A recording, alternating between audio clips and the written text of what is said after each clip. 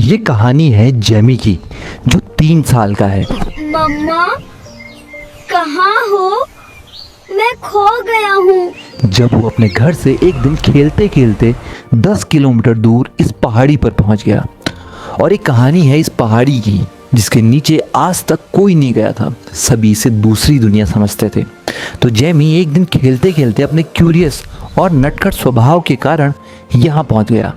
जब वो इस खूबसूरत दुनिया को देख रहा था, अचानक उसका पैर फिसला और अब वो इस दूसरी दुनिया में था।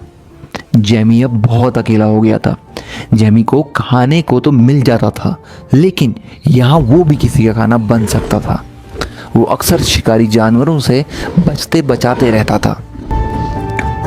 समय बीता और अब वो फुली ग्रोन अडल्ट बन चुका था। जेमी ने बीते सालों में पहाड़ी पार करने की कई बार कोशिश की, पर वो कभी कामयाब नहीं हो पाया।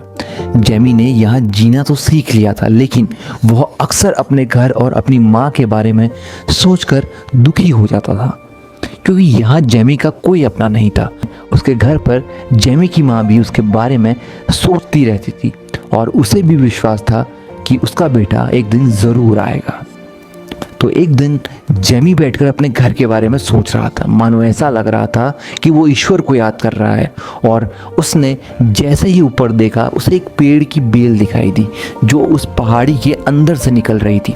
जेमी ने ये देखा और तुरंत उस पर चढ़ने लगा और कुछ कोशिशों के बाद वो पहाड़ के ऊपर पहुंच गया। जेमी खुशी से दहाड़ा और उसने ईश्वर का धन्यवाद किया और अपने घर की तरफ जाने लगा। जेमी जैसे ही अपने घर पहुंचा, उसने अपनी माँ को पुकारा और उसकी माँ ने देखते ही उसे पहचान लिया और उसे गले लगा लिया।